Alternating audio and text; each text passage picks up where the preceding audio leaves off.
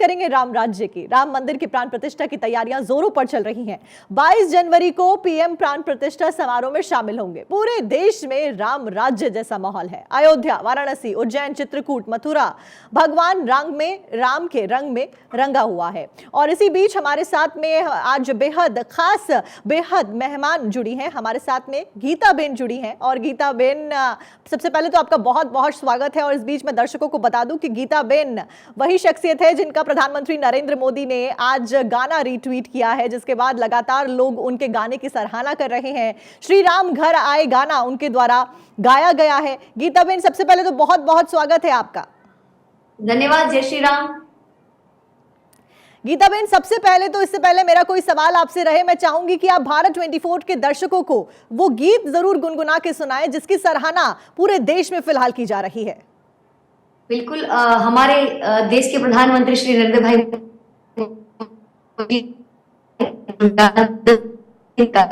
अयोध्या में होने वाले उत्सव के लिए, और मेरे लिए तो बहुत खुशी की बात है क्योंकि बचपन से लेके आज तक मोदी जी का मुझ पर आशीर्वाद रहा है। मैं 6-7 बार उनसे मिली हूँ। मैं छोटी थी तब भी उनसे मिली थी। और तो मेरे लिए बहुत गौरव की बात है। तो मैं ये चौकस ये गाना चाहूंगी मेरे जितने भी सनातनी लोग हैं, भारतवर्ष सबके लिए। अवध पधारो अवधपति, रघुवीर राम हमारे, राम राज्य का शंख बजा है, अब फिर सरयू किनारे। आज जश्न मनाओ सारी दुनिया में, मेरे राम प्रभु जी घर आए। आज कुल बिछाओ सारी बगिया के, अयोध्या में उत्सव छाए। आज जश्न मनाओ सारी दुनिया में, मेरे राम प्रभु जी घर आए। गीता बेन, जब प्रधानमंत्री ने इस गाने को ट्वीट किया, जब वो लिंक शेयर किया, तो प्रधानमंत्री ने अपनी भावनाओं को भी प्रकट किया। उनके द्वारा लिखा गया वेरी इमोशनल। तो उसको आप कैसे समझती हैं, कैसे लेती हैं प्रधानमंत्री की इन भावनाओं को, क्योंकि एक अलग जुड़ाव यहाँ पर दिखाई देता है पीएम का इस गाने के साथ में। बिल्कुल, क्योंकि ये गाने के जो शब्द है वो जितने भी सनातनी है उन दिलों की बात है। जो हम राह देख रहे थे इतने सालों से मंदिर बनने का, और वो क्षण आ गया है। तो सिर्फ भारत में नहीं, जितने भी सनातनी आउट ऑफ इंडिया रहते हैं तो वहां पे भी वो अपने घर सजाएंगे, रामलला के वहां पे भी स्वागत करेंगे। तो इसलिए मैंने ये जो लाइन लिखी है कि हमारी पूरे भारत में नहीं, सिर्फ सारी दुनिया में जश्न मनाया जाएगा, हमारे रामलला जी घर आए हैं। तो ये गाना 2 साल से हमने लिखा हुआ था। जब सारे घरों में जब वो पैसा एकत्रित कर रहे थे कि रामलला की जन्मभूमि में जो मंदिर बन रहा है, जितने भी हिंदू है सबके पैसे जाएंगे, तब ये गाना लिखा था। हमारी बहन है जो सुनीता जोशी, उन्होंने बहुत प्यारा म्यूजिक दिया है हमारे मौलिक भाई जी ने। और अगर मेरी बात करूं तो प्रधानमंत्री जी ने जो ट्वीट किया मेरे लिए तो बहुत बड़ी बात है, क्योंकि मेरा पूरा जीवन उनके आशीर्वाद से है। बेटी बचाओ बेटी पढ़ाओ जो अभियान था, उस अभियान से मैं पढ़ी हूँ, क्योंकि मेरे मम्मी पापा तो पढ़े लिखे नहीं है। मेरे पापा को जब वो पत्र मिला था तो उस पत्र से मेरे पापा ने मुझे पढ़ाया। स्कूल में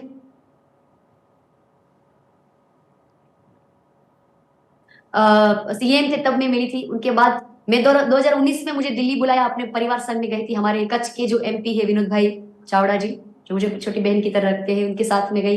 तो मेरे जीवन में तो मोदी जी का बहुत आशीर्वाद रहा है। और मेरी जैसी कई बच्चियां हैं, बहुत सारी बेटियां हैं जिनके मोदी जी पालक पिता है। और जो इन्होंने जो गाना ट्वीट किया, इनके जरिए हमारे भारत के जितने कलाकार हैं उन सबको प्रोत्साहन मिलता है कि सब अपने धर्म के लिए, अपने सनातन के लिए नए नए गाने बनाए। अच्छा गीता बेन, जब ये गाना आपके द्वारा गाया जा रहा था रिलीज से पहले, तो क्या आपने सोचा था कि ये गाना पीएम के द्वारा रिट्वीट किया जाएगा और लोग इसको इतना प्यार देंगे जितना अभी मौजूदा वक्त में मिल रहा है? नहीं, मैंने नहीं सोचा था, क्योंकि मैं गुजराती भजन गाती हूँ, मैं हिंदी गाती हूँ, पर मगर मेरा कोई हिंदी खुद का कोई भजन नहीं था। मेरा खुद का गुजरात में तो मेरे बहुत सारे भजन है।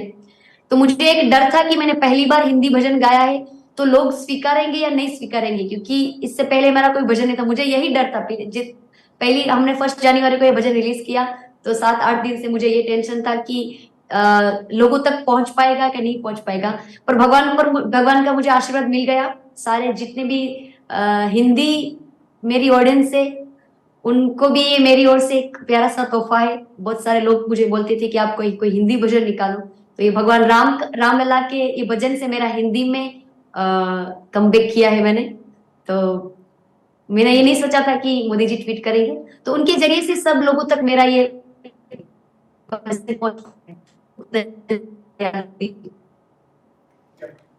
अच्छा गीता बेन, वैसे तो इस गाने का हर एक लफ्ज, हर एक शब्द दिल को छू लेने वाला है, लेकिन फिर भी एक सिंगर का अपने गाने से कुछ लाइनों के प्रति एक अलग जुड़ाव होता है। वो कौन सी लाइन है जो आपके दिल को सबसे ज्यादा छूती है, सबसे ज्यादा? क्योंकि वैसे तो हर शब्द यहाँ पर बेहद खूबसूरती के साथ में गाया गया है और लिखा गया है, लेकिन वो कौन सी लाइन है जो आपकी पसंदीदा है? जरा एक बार गुनगुना के जरूर हमारे दर्शकों को सुनाइए।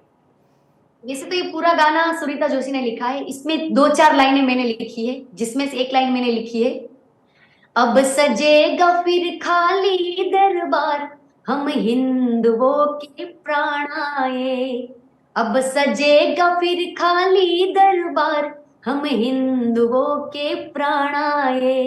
मुझे ये अति प्रिय है, क्योंकि जितने भी हिंदू सालों से जी तो रहे थे, वो बिना प्राण के जी रहे थे। अब हमारे भगवान वापस आ गए, तो हिंदुओं में कुछ जीना का अलग मस्तक मौका मिल गया कि हमारे भगवान अपनी गद्दी पर फिर विराजमान हो गए।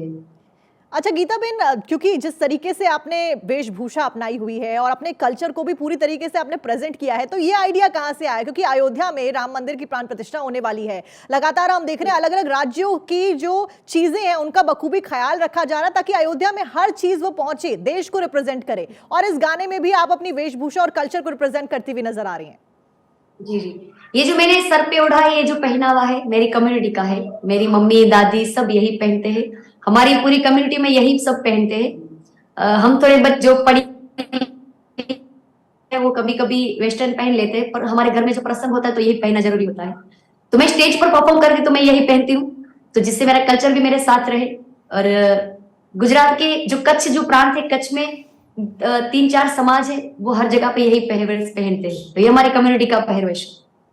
अच्छा, इस बीच क्या संदेश आप देश को देना चाहेंगे? क्योंकि गुजरात के कल्चर को आपने रिप्रेजेंट किया है, अयोध्या के लिए, राम भगवान की प्रतिष्ठा के लिए आपने गीत गाया है, तो क्या वो संदेश होगा जो देश को आप देना चाहेंगी?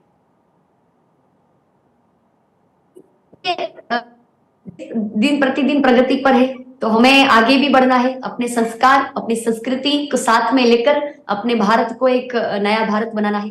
हमें भारत में बहुत सारी जो नई टेक्नोलॉजी उसको भी अपनाना भी है, और अपने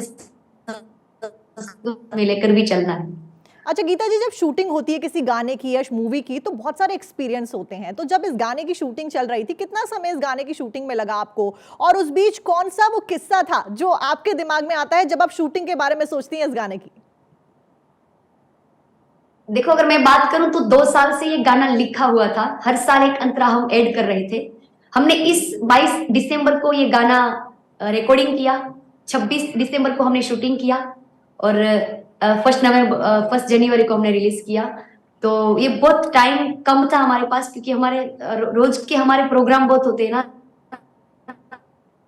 बहुत टाइम कम था, तो हमने जल्दी स्पीड में इसका शूटिंग हमने खत्म किया, ताकि हम जल्दी इसको रिलीज कर पाए, क्योंकि हमारे पास टाइम बहुत कम था। मगर हमने जो मेहनत की वो हमारी मेहनत रंग लाई। हम 2 साल से जो गाना लिख रहे थे, क्योंकि हमें ऐसा था कि मैं पहली बार हिंदी में गाना रिकॉर्ड कर रही हूँ, तो कुछ कमी ना रह जाए।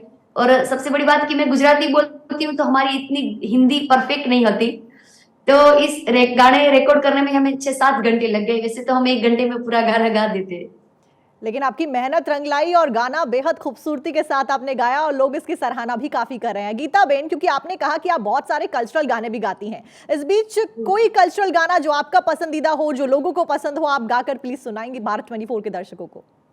बिल्कुल बिल्कुल। मैं बताऊं कि मैं पहली बार मैंने जब गाया था मेरी पूरी जीवन में, जब छोटी थी तब मैंने गाया था, मोदी जी के सामने गाया था, जब मैं वो कच्छ में जब आए थे, जब गुजरात में सीएम थे तब। बेटी हूं मैं, बेटी मैं तारा बनूंगी, तारा बनूंगी मैं, सहारा बनूंगी। बेटी हूं मैं, बेटी मैं तारा बनूंगी, फूल जैसे सुंदर बागों में खिलूंगी, तितली बनकर मैं हवा को चूमूंगी। बेटी हूं मैं, बेटी मैं तारा बनूंगी। ये एक कविता थी हमारे 5वीं कक्षा की, तब मुझे ये आती थी, और मैंने स्कूल में थी तब मैंने ये उनको सुनाई थी, मोदी जी को। तो अच्छा मेरे जीवन में मोदी जी का बहुत आशीर्वाद रहा है। अच्छा, जब आपने ये कविता प्रधानमंत्री के सामने गाने के रूप में प्रस्तुत करी और उसके बाद प्रधानमंत्री की क्या कुछ प्रतिक्रिया आई इसके बाद, इसके गाने के बाद? उन्होंने तब, मुझे छोटी थी तब, मुझे 250 रुपये दिए थे, आशीर्वाद दिया। मेरे टीचर साथ में थे, उनको बताया कि बच्ची बहुत अच्छा गाती है, तो इनको मम्मी पापा को बोलना कि इसको आगे रियाज करवाए और पढ़ाई में भी आगे कराए। तो उसके बाद मेरे स्कूल टीचर मुझे स्कूल में गवाते थे। उसके बाद मेरे मम्मी पापा ने भी सोचा कि ये अगर गा रही है तो मुझे, मेरे समाज में भी जहाँ प्रोग्राम था मुझे गवा। बाद में सब बड़ी हुई तो मुझे पता चला कि नहीं, मुझे कलाकार बनना है, अब सब लोगों को मेरी आवाज पसंद है। तो मेरे जीवन में मोदी जी का बहुत आशीर्वाद रहा है। उसके बाद मेरे 2-4 गाने बहुत सुपरहिट रहे, तो वो हिट हुए। उसके बाद मुझे मोदी जी ने दिल्ली आमंत्रित किया कि तूने गुजरात के कल्चर के लिए इतना बहुत प्यारा गाना दिया है, और मैं अपने समाज के लिए प्रेरणादायक बनी हूँ, क्योंकि हमारी कम्युनिटी में बच्चियों को पढ़ाते नहीं है, इतना आगे नहीं बढ़ाते, क्योंकि समाज में मर्यादा बहुत होती है, तो बच्चियां इस स्टेज पर नहीं गाती। तो मेरी समाज की लिए भी मैं एक प्रेरणादायक हूँ। तो मुझे उसके लिए उन्होंने दिल्ली बुलाया, मुझे सम्मान किया, मेरे परिवार संग मेरे साथ, हमारे, मैंने पहले बताया कि हमारे कच्छ के एमपी है विनोद भाई जी, वो मेरे साथ में थे। तो मेरे जीवन में तो उनका बहुत आशीर्वाद रहा है, मोदी जी का। अच्छा गीता जी, आपने जो गाना गाया वो बहुत इंस्पिरेशनल गाना था कि बेटी हूं और आगे बढ़ रही हूं, और महिला सशक्तिकरण को बढ़ावा हमेशा से प्रधानमंत्री देते आए हैं और लगातार दे भी रहे हैं। उस बीच क्योंकि आपने कहा कि हमारे समाज में और कई सारी जगह ऐसी हैं जहां पर बेटियों के पढ़ाने के ऊपर रोक है और लोग रोकते हैं, रिस्ट्रिक्शंस लगाते हैं, उस समाज के लिए, उन लोगों के लिए आप क्या वो 4 गीत या 4 लाइनें गाकर सुनाना चाहेंगी या मैसेज देना चाहेंगी कि बेटियों को आगे बढ़ाएं, ताकि वो आपकी तरह अपनी मेहनत से आगे बढ़े और इस मकाम पर पहुंचे? बिल्कुल, अगर देखो मैं मेरी अपनी बात करूं तो मैं एक ही बेटी हूँ, मेरे मम्मी पापा की सिंगल चाइल्ड हूँ, और वो पढ़े लिखे नहीं है। मेरे मम्मी पापा का जो काम है वो गैया चराना, दूध वगैरह करना, वो एक गौपालक है। तो उन्होंने मुझे पढ़ाया, मैं आज एक सिंगर हूँ, अपने पाँव पर खड़ी हूँ, अपने परिवार को संभालती हूँ। और मेरे साथ मेरे ग्रुप में बहुत सारे म्यूजिशियन काम करते हैं, बहुत सारे लोग काम करते हैं, तो मेरे जरिए कई लोगों को एक काम भी मिल रहा है। तो मैं यही कहूंगी कि बेटी अगर पढ़ेगी तो एक परिवार को नहीं, 2 परिवार को वो आगे बढ़ाएगी। और सिंगर लिखी होंगी तो अपने जीवन में कुछ भी कर पाएंगी। अच्छा गीता जी, तो हमारे जो मोदी जी का जो जी जी बोलिए जी। जी का जो है बेटी बचाओ बेटी पढ़ाओ, ये सतत हमारे भारत की बच्चों के लिए उनका चिंतित रहना कि मेरी भारत की बेटी पढ़े, मेरी भारत की बेटी आगे बढ़े। मोदी जी ने अपना पूरा जीवन भारत के विकास के लिए समर्पित किया है, अपनी मातृभूमि के लिए अपना पूरा जीवन अर्पण किया है। तो अगर उन्होंने अपना जीवन भारत के लिए अर्पित किया है तो हमारी भी फर्ज बनती है कि वो जो भारत के लिए सोचते हैं, तो हम सब कुछ ना कुछ उनमें अपना योगदान दें। तो अपनी बेटियों को पढ़ाए, अपने धर्म के लिए, अपने भारत के विकास के लिए जो भी हमसे हो पाए हम सब इसमें अपना सहयोग दें। अच्छा गीता जी, क्योंकि आपने कहा कि आपको दिल्ली आमंत्रित किया गया था प्रधानमंत्री के द्वारा, जब आपके कुछ गाने जो थे वो सुपर हिट गए और उनकी लोकप्रियता बढ़ रही थी, उस बीच कौन से वो गाने थे, एक बार अगर आप गुनगुना के सुना पाए हमारे दर्शकों को? बिल्कुल, वो मेरा गाना था रोना शेरमा, जो गुजराती गाना है, बहुत सुपर हिट रहा है, मेरे गुजराती लोगों ने बहुत प्यार दिया है। शेर मारे रोना शेर मारे, चाली किस्मत नी गाड़ी टॉप गेर मारे, शेर मारे रोना शेर मारे, चाली किस्मत नी गाड़ी टॉप गेर मारे। ये जो गुजराती गाना था और ये सुपर हिट रहा, तब मुझे उन्होंने दिल्ली बुलाया था। अच्छा गीता बहन, क्योंकि आपने गुजराती में गाना गाया और हमारे दर्शक क्योंकि हिंदी भाषी हैं, इस बीच इस गाने का मतलब क्या है वो अगर आप समझा पाए तो हिंदी में। देखिए, कोई भी एक इंसान है जो मेहनत करता है, फिर पहले वो गांव में रहता है, फिर वो सक्सेस होता है, फिर वो शहर में आता है, उसकर भगवान की कृपा होती है, और उसकी किस्मत की जो भी दिक्कतें थी, जो भी लकीरें थी, वो खुल गई है। तो इसका मीनिंग वो और शहर है, मतलब शहर में अब वो आ गया है, उसकी किस्मत की जो भी लकीरें अब खुल गई है, उसकी किस्मत की गाड़ी वो जो स्पीड में चल रही है। और गीता बहन, क्योंकि देखिए राम मंदिर का मुद्दा बहुत गर्मा भी रहा है, एक तरफ जहां लोग बहुत ज्यादा उत्सुक है राम मंदिर में पहुंचने के लिए, अपने भगवान राम के दर्शन करने के लिए, वहीं पॉलिटिकली देखें तो कई सारी प्रतिक्रियाएं सामने आ रही हैं। लोग कह रहे हैं कि हम भगवान राम के मंदिर में अभी नहीं जाएंगे, बीजेपी का कार्यक्रम है, तो इसके ऊपर आपकी क्या कुछ प्रतिक्रिया? नहीं, ये बीजेपी के कार्यक्रम की बात नहीं है। देखिए, ये जितने भी सनातनी है सबके दिलों की बात है, जितने भी हिंदू है ये सबका अपना प्रोग्राम है, जितने भी हिंदू है सबको जाना चाहिए, क्योंकि राम भगवान हमारे हैं और हमारे भगवान का प्रसंग है। ये सही बात है और ये हमें स्वीकारनी चाहिए, क्योंकि बीजेपी के जरिए राम भगवान का मंदिर बना है। हमारे मोदी जी के जरिए भगवान का नवनिर्माण मंदिर बनने का ये जो अवसर हुआ है, पर ये समग्र सनातनियों का अवसर है, तो सबको जाना चाहिए। अच्छा गीता बेन, प्रधानमंत्री नरेंद्र मोदी की अगर बात की जाए तो उनका खुद का लगाव पहले ही दिन से हम देख रहे हैं, जब से वो सत्ता में आए हैं, कि राम मंदिर से रहा है, अयोध्या से रहा है, और बड़े बड़े निर्णय उन्होंने लिए, लगातार ले भी रहे हैं और खुद अतिथि के तौर पर शामिल होंगे। रोज सुबह एक सरप्राइज के साथ में पीएम मोदी सामने आते हैं और किसी ना किसी सिंगर का जो ट्वीट है वो करते हैं और उनका लिंक शेयर करते हैं। तो आप इसको कैसे समझती देखती हैं? और आज आपके लिए भी क्योंकि एक बड़ा सरप्राइज रहा होगा मॉर्निंग में जब एकदम से आपका गाना ट्वीट किया उनके द्वारा। देखिए, मोदी साहब जी को हम बचपन से जानते हैं, बहुत करीब से जानते हैं। उनका एक एक क्षण अपने देश के लिए है, तो वो एक एक क्षण सोचते हैं कि मेरे देश के लिए क्या करूं। देखिए, अगर सिंगरों के लिए वो ट्वीट कर रहे हैं तो भारत के जितने भी सिंगर हैं सबको प्रोत्साहन मिलता है, और जितने भी सिंगर नए हैं उनको प्रोत्साहन मिलता है, और सबको एक सीख मिलती है कि अपने धर्म के गाने नए निकालने चाहिए, क्योंकि एक कलाकार का फर्ज होता है कि वो अपनी संस्कृति को बचाए। कि कलाकार ही लोगों तक पहुंचाता है वो संस्कृति का, जो भी कीर्तन का जो कवि होते वो लिख देते किताबों पे। तो मोदी जी का जीवन भारत के लिए समर्पित है, वो हर एक क्षण के लिए भारत को सोचते हैं, और सारी दुनिया जानती है कि जब से मोदी जी ने अपने देश की सत्ता संभाली है, दिन प्रतिदिन हमारा देश प्रगति के पंथ पर है। तो मोदी जी है तो मुमकिन है। देखिए आगे आगे क्या होता है। हमारा भारत का जो जरिया, हम जब विदेशों में प्रोग्राम करते हैं तो तब भारत का देखने का नजरिया कुछ अलग था, और अब सब भारत को एक ताकतवर देश के हिसाब से जानते हैं।